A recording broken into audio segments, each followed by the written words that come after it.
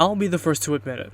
This kit looks cute as hell when it's unarmed, but fierce and fearsome when armed, unlike a certain Warframe who is quote-unquote cute, but completely useless in battle other than to summon a hoverboard.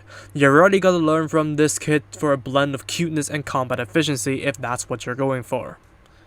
What is going on, guys? MJ2005 Gunner here, and today I'm going to be reviewing the 30mm Spinatia Fencer Type and the multi-wing multi-booster set, the sister unit of the Spinatia and the perfect blend between anime cuteness and combat efficiency, and the weapon set that accompanies its release.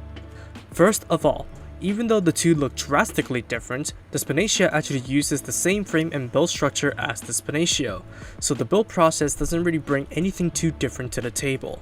However, the parts count is low as per all kits in the series, which results in a simple and straightforward build that can be completed very quickly and friendly to anyone who's eager to give this kit a try.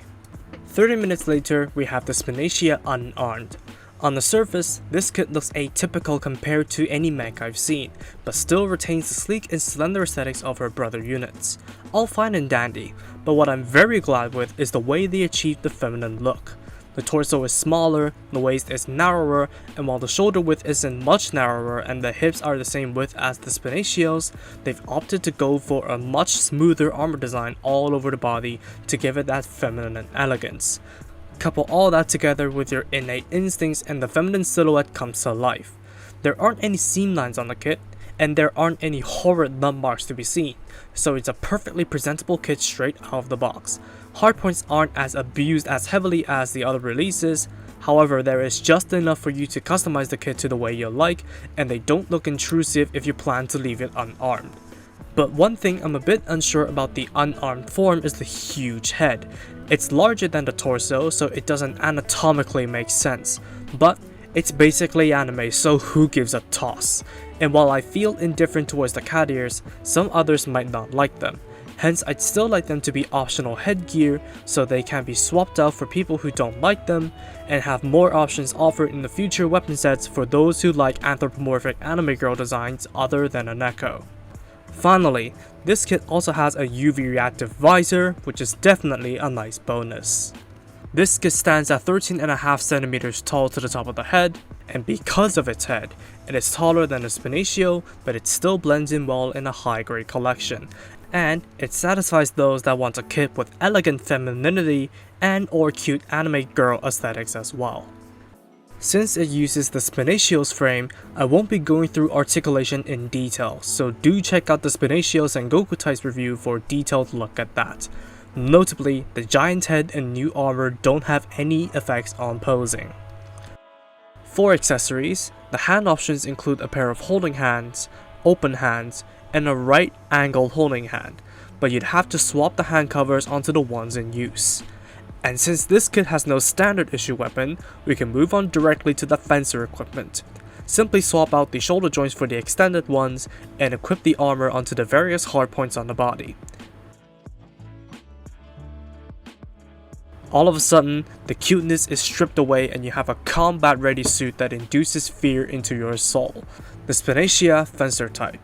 The dark purple they went for complements the core body, and the overall silhouette is made much fiercer, especially with the headgear leaving what is a giant red eye poking through, and the rest of the armor looks more edgy.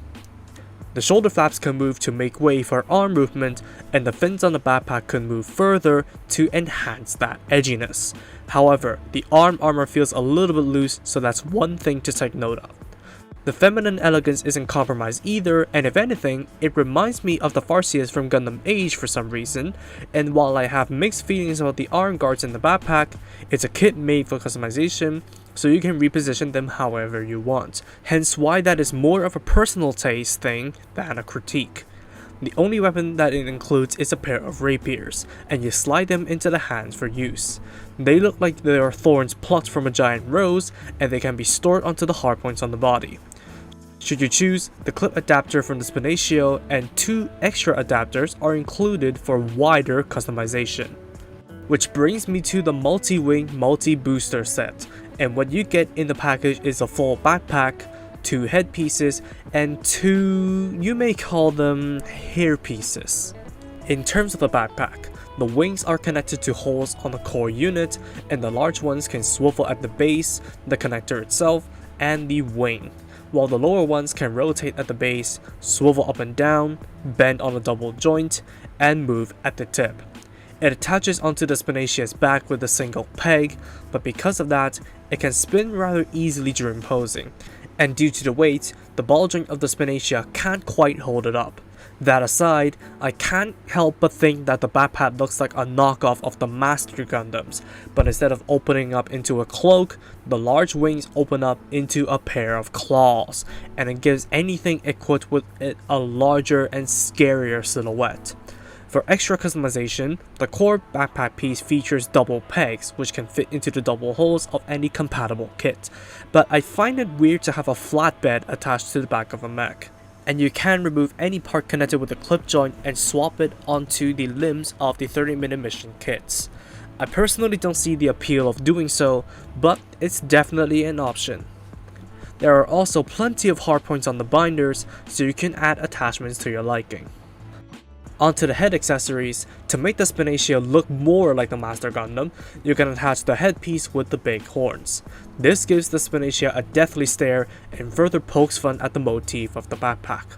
Someone has to paint this into the Master Gundam color scheme already. While it is compatible with the Spinatia, it doesn't work well due to its sheer size. The little V-fin extension can be an alternative if you don't like the giant headgears, and while it's a cute little thing that works well on both the Spinatia and Spinatia, I personally feel like it doesn't work too well with the Fencer armor on, as it is too cute for it. Lastly, you get hair pieces to give your desired kit a ponytail or twin tails. Just attach them onto the rear of the head of any compatible kit and you are done. But since the twin tail piece has a hole in it, you can attach the ponytail and turn it into a triple tail. All options work wonderfully on the Spinatia, but the attachment of the twin tails feel looser than I'd like. To wrap things up, the unique aesthetics are definitely what sells the Spinatia. The different auras that are given off by the different forms make this really fun to mess around with. Not to mention the hardpoints don't look intrusive, and it doesn't look too tall against high grades or 30-minute mission kits despite the atypical proportions, so it can blend in perfectly into such a collection. Articulation is the same as the Spinatia, so expect nothing less despite the different aesthetics between the two, but the looseness of some armor pieces does hurt us slightly. 30-minute mission kits are known for their simple build structure, so it doesn't matter what stage you're at in Gunpla building, I definitely recommend you get one of these. The various hardpoints expand customization, and the universal standard joints allow intercompatibility between most high-grade kits, so knock yourself out in unleashing your wildest ideas. Costing at 1280 yen without tax, this is definitely a bang for your buck. Not just for what the kit is on the surface, but for the customization possibilities you can possibly come up with using any compatible parts from Gunpla or otherwise. Or if you want it for only the contents within, that's perfectly fine too. Overall, the Spinatia averages a 9.75 out of 10, so I'm 100% recommending this to anyone without a doubt. As for the multi-booster set, the backpack looks unique and it can give any model kit an imposing silhouette, especially when it's opened up. The headpieces look nice as well and they add to the looks quite well.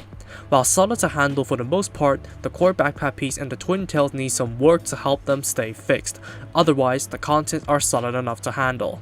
The backpack itself is a quick and simple build and fun to mix and match with provided contents and outside parts. While the headgears aren't universal, you can still come up with more creative ways to use the hair pieces other than just as hair. Costing at 600 yen without tax, it's money well spent if you get this set.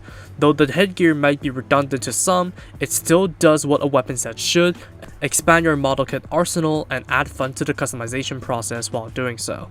Averaging a 9.25 out of 10, this is also wholeheartedly recommended to those who are considering getting it, provided that you can find them of course, as they are vaporized in stores in Hong Kong.